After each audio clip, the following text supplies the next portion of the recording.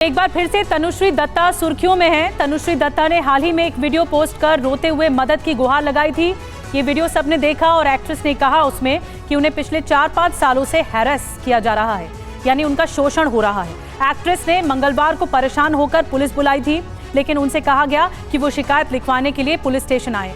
Actress ने ये कहा कि देर होने से पहले उनकी मदद की जाए।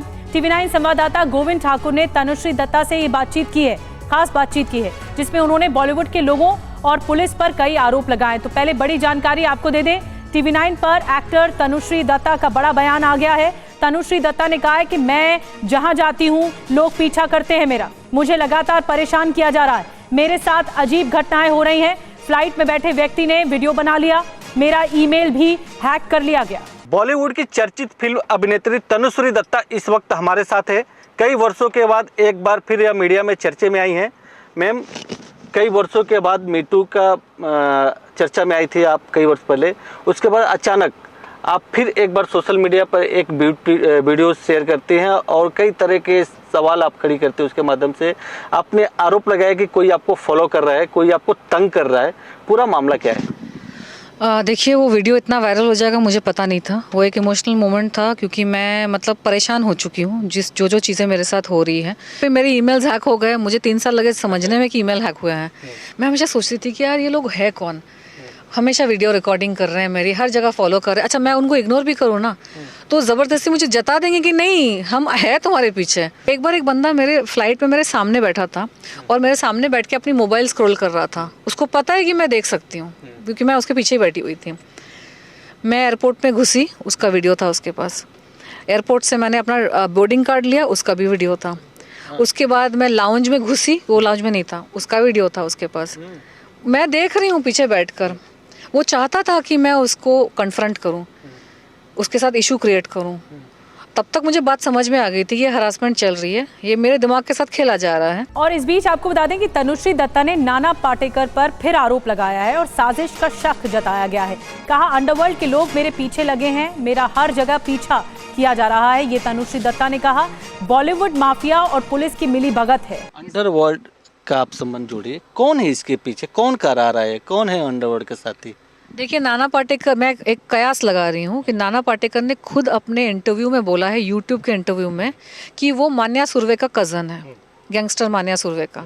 उसने खुद अपने मुंह से बोला है कि अगर वो एक्टर नहीं होता वो गैंगस्टर होता। उसने खुद अपने मुंह से बोला है कि वो एक अंडरवर्ल्ड फैमिली से बिलोंग करता है। तो आप 2+2 कर लीजिए। और दूसरी चीज़ ये कि मेरा जो नाना पाटेकर का मीटू केस चल रहा था, वो पिछले महीने 1-1.5 महीने पहले ही वो मैटर क्लोज हुआ है। वो 1-1.5 महीने पहले तक वो केस ओपन था। नाना पाटेकर ने जो खबरें फैलाई थी ना कि उसको क्लीन चिट मिल चुका है 2 साल पहले, वो गलत खबरें थी। और इस बीच तनुश्री ने यह भी कहा कि उज्जैन में मेरे ऑटो का ब्रेक तोड़ा गया, ऑटो का ब्रेक टूटने से मेरा एक्सीडेंट हुआ, मुझे मेड पर स्टेरॉइड देने का शक है, मुझे पागल करने और मारने की कोशिश हो रही है, कुछ लोग मेरी हत्या करना चाहते हैं, मेरे खिलाफ अंडरवर्ल्ड के लोग भी पीछे पड़े हैं। मैं उज्जैन गई, पहले ही दिन मेरा ऑटो वेटिंग में था मंदिर ले जाने के लिए, और जब तक ऑटो वेटिंग में था ऑटो वाला भी यहाँ वहाँ चला गया, किसी ने आके ऑटो के ब्रेक्स काट दिए थे और मेरा एक्सीडेंट हो गया। ये 2022 की बात है। 3 मई 2022 मेरा एक्सीडेंट हो गया उज्जैन में। और ऑटो वाला भी शॉक्ड। मैडम, वो तो घबरा गया, क्या उस पर पुलिस कार्रवाई होगी कि क्या होगा। बोला मैडम मैं पूरा सब चेक करके आया था। अच्छा, उस वक्त तो टाइम ही नहीं था किसी सोचने का। उस वक्त मुझे अस्पताल लेके गए, हड्डियाँ नहीं टूटी थी, क्योंकि बाद में डॉक्टर ने मुझे टेस्ट वेस्ट करके पूछा उन्होंने कि तुम्हारे घर में हिस्ट्री में ऑस्टियोपोरोसिस की हिस्ट्री है क्या? मैंने बोला नहीं। उसने मेरे को पूछा तुमको कोई स्टेरॉइड्स वगैरह कुछ ले रही हो क्या तुम? मैंने बोला नहीं। मैंने बोला ऑफिशियली तो नहीं ले रही हूँ, लीगली तो नहीं ले रही हूँ। तुम डॉक्टर बोल रहे हो ऑफिशियली लीगली का मतलब क्या है? तब मैंने ये कहानी सुनाई कि मैं उज्जैन आने से पहले एक मेड थी, जो मुझे लगता है कि मेरे पानी में कॉर्टिकोस्टेरॉइड जैसी कोई चीज़ मिलाई जा रही थी।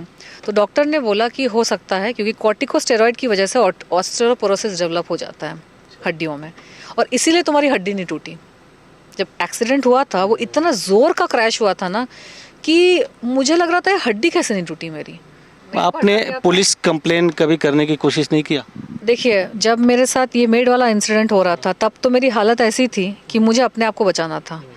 मैं जब मुझे शक होने लगा ना कि इसको प्लांट किया गया है मेरे खाने पीने में मिलाने में, उस वक्त मैं एक बार ध्यान जाप कर रही थी। तो मुझे ध्यान जाप में अंतरात्मा से मुझे बात निकली कि तुम छोड़ो ये सब, तुम अभी सीधा यहाँ से निकलो, यहाँ रहोगी तो तुम मारी जाओगी। तो मैंने उसको हटा के सीधा टिकट विकेट बुक करके मैं उज्जैन पहुँच गई और उज्जैन पहुँच के मेरा एक्सीडेंट हो गया, किसी ने ब्रेक काट दिया। उज्जैन में जब एक्सीडेंट हुआ उसके बाद मेरे दिमाग में ये नहीं था कि मैं पुलिस स्टेशन के चक्कर काटूं। उस वक्त मेरा था कि मेरे तो महाकाल के दर्शन ही नहीं हुए हैं। तो सुबह को एक्सीडेंट हुआ, मेरे माइंड में था कि मैं शाम को महाकाल के दर्शन करूंगी किसी भी हालत में। तो व्हीलचेयर में जाके मैंने दर्शन कर लिया। उसके बाद उज्जैन में ना हर जगह सीसीटीवी कैमरेज नहीं है, छोटा शहर है, तो किसने आके ब्रेक काटे, क्या हुआ, मैं पुलिस के पास जाऊंगी भी तो मैं अपना ही टाइम वेस्ट करूंगी। और ये जो चीज़ें होती हैं ना अंडरवर्ल्ड की चीज़ें, इसमें पुलिस मिली होती है।